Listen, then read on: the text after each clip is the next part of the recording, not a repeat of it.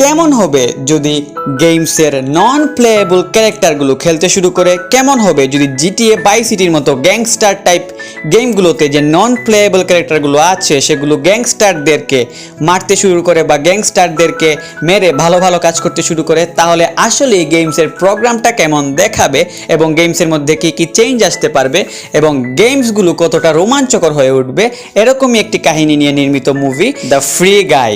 মুভিটি আসলে গেমসের নন প্লেয়েবল ক্যারেক্টারের মেইন ক্যারেক্টারগুলোকে ডমিনেট করার মনোভাব থেকে তৈরি হয়েছে। তো চলুন আর দেরি না করে মুভিটির একটি শর্টলি রিভিউ দিয়ে দিই উইদাউট এনি স্পয়লার। মুভিটি বুঝতে হলে আমাদের প্রথমেই জানতে হবে এনপিসি বা নন প্লেয়েবল ক্যারেক্টার আসলে কি। আমরা যারা ইয়ং জেনারেশন বা জেন জি আছি তারা অবশ্যই কেউ না কেউ জীবনের একবার হলো জিটিএ বাই সিটি বা ফ্রি ফায়ার বা পাবজির মতো গেম আমরা খেলেছি। এমন কোনো জেন জি খুঁজে পাওয়া যাবে না যে জীবনও জিটিএ বাই সিটি খেলে নাই বা জীবনও ফ্রি ফায়ার খেলে নাই বা জীবনও পাবজি খেলে নাই। কাউকে পাওয়া যাবে না। এই তিনটি গেমের মধ্যে যে কোনো একটি গেম কেউ খেলেছে। এরকম আরও অনেক ভিডিও গেমস আছে এই টাইপের। তো এরকম গেমসের মাঝে আমরা দেখি যে মেইন ক্যারেক্টারগুলো থাকে, যেমন মনে করেন বিভিন্ন আভাটার থাকে, এগুলো আসলে গেমসের মেইন ক্যারেক্টার। এবং স্পটে গিয়ে আরও অনেক ক্যারেক্টার দেখা যায় যেগুলো গেমের সাথে ইনক্লুডেড না, তাদেরকে রাখা হয় গেমকে সুন্দর করার জন্য। এবং মেইন ক্যারেক্টারগুলো আসলে তাদেরকে মেরে বা তাদেরকে উড়িয়ে মজা পায়। আলটিমেটলি তাদেরকে মারলে বা তাদেরকে উড়ালে কোনো সমস্যাই হয় না, এগুলোকে রাখাই হয় মেইন ক্যারেক্টারগুলোকে মজা দেওয়ার জন্য। এবং এই যে ক্যারেক্টারগুলোকে রাখা হয় মেইন ক্যারেক্টারগুলোকে মজা দেওয়ার জন্য, তাদেরকেই বলে এনপিসি বা নন প্লেয়েবল ক্যারেক্টার। তারা কখনোই খেলতে পারে না। তো এই মুভিটা এমনই একটি গল্প নিয়ে নির্মিত যে যদি ওই নন প্লেয়েবল ক্যারেক্টারগুলোর মধ্যে কোনো একটি ক্যারেক্টার বুঝতে পারে যে আসলেই তাদেরকে বানানো হয়েছে সেই মেইন ক্যারেক্টারগুলোর মজা নেওয়ার জন্য এবং মেইন ক্যারেক্টারগুলো তাদেরকে মেরে মজা পায় এবং তাদের মিশন কমপ্লিট করে, তাহলে তা কেমন হবে? হ্যাঁ, এমনই একটি মুভি দ্য ফ্রি গাই। মুভিটিতে একটি গেম দেখানো হয় যেখানে প্রোগ্রামাররা একটি গেম নির্মাণ করে এবং গেমটির নাম তারা দেয় দ্য ফ্রি সিটি। এবং ফ্রি সিটিতে এরকমই সেম মেইন কিছু ক্যারেক্টার থাকে যাদের চোখে গগলস পরা থাকে এবং গগলস পরা যে ক্যারেক্টারগুলো তারা হচ্ছে মেইন ক্যারেক্টার বা হিরোস। এবং বাকি যারা আছে তারা নন প্লেয়েবল ক্যারেক্টার, মানে হাঁটাহাঁটি করে এবং তাদেরকে মেরে মেইন ক্যারেক্টারগুলো মজা পায়। এদের মধ্যেই নন প্লেয়েবল ক্যারেক্টারের একজন ছিল দ্য ব্লু শার্ট গাই।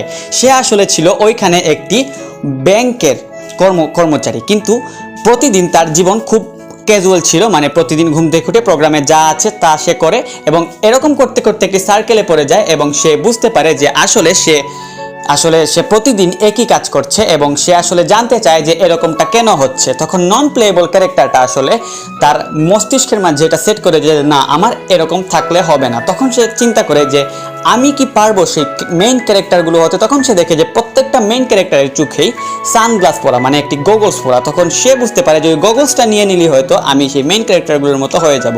এখানে আরও ছোট্ট একটা টুইস্ট আছে, সেই নন প্লেয়েবল ক্যারেক্টারটা একটি মেইন ক্যারেক্টারের প্রেমে পড়ে যায়। তখন তাকে আরও অনেক নন প্লেয়েবল ক্যারেক্টার বোঝায় যে আসলে তুমি ওর সাথে কিছু করতে পারবে না, কারণ আমরা হচ্ছে গিয়ে সিম্পল পারসন এবং তারা হচ্ছে গিয়ে গগলসওয়ালা মানে হিরো, তাদের সাথে আমাদের কথা কখনোই সম্ভব নয়। তখন সেই ব্লু শার্ট গায় মানে মেইন যে ক্যারেক্টারটা যাকে নিয়ে পুরো মুভি নির্মিত, সে বলে যে আমি যদি ওই গগলসটা পরে নিই তাহলে তো আমি মেইন ক্যারেক্টার হয়ে যাব। তখন সেই নন প্লেয়েবল ক্যারেক্টারটা প্রোগ্রাম থেকে বের হয়ে আসে এবং তখন সে তার নিজস্বতা থেকে সেই গগলস চুরি করে নিয়ে নেয় বা ছিনিয়ে নিয়ে নেয় একটি ক্যারেক্টার থেকে এবং সে হয়ে যায় মেইন ক্যারেক্টার। তখন যত প্রোগ্রামার আছে এই গেমের সবাই হতভম্ব হয়ে যায় যে এটা কিভাবে সম্ভব, একটি নন প্লেয়েবল ক্যারেক্টার কিভাবে কোনো প্রোগ্রামিং ছাড়াই এরকমটা করছে। এবং এই জিনিসটার পরিণতি কি হয় পরবর্তীতে, এই দ্য ব্লু শার্ট গাই মানে নন প্লেয়েবল যে ক্যারেক্টারটা আছে সেই ক্যারেক্টারটার কি পরিণতি হয় বা এই গেমটার কি পরিণতি হয়, এটা দেখতে হলে আমাদের অবশ্যই দেখতে হবে ফ্রি গাই মুভিটি আমরা কারা কারা দেখতে পারবো। ফ্যামিলি ফ্রেন্ডলি একটা মুভি, একটা ছোট একটা কিসিং সিন আছে, এটা কোনো ম্যাটারই করে না।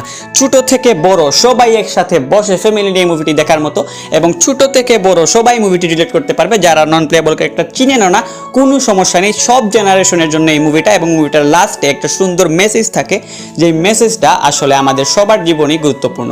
তো এই ছিল আমাদের আজকের ভিডিও। এরকমই সব মজাদার মুভি এবং হরর বা থ্রিলার টাইপ মুভি রেকমেন্ডেশন পেতে অবশ্যই আমাদের হভ মুভিজ চ্যানেলটি সাবস্ক্রাইব করুন এবং আমাদের অফিসিয়াল ফেসবুক পেজ হভ মুভিজকে ফলো করে রাখুন। ওয়েট ভিডিও এখানে শেষ নয়। যেহেতু ফ্রি গাই মুভিটি একটি গেমিং নিয়ে মুভি, তাই এই মুভিতে অনেক গেমিং ইউটিউবারেরও ক্যামিও আছে যারা আপনাদের ফেভারিট। তো দেখে নেই এই ফ্রি গাই মুভিতে কোন কোন গেমিং ইউটিউবারের ক্যামিও রয়েছে।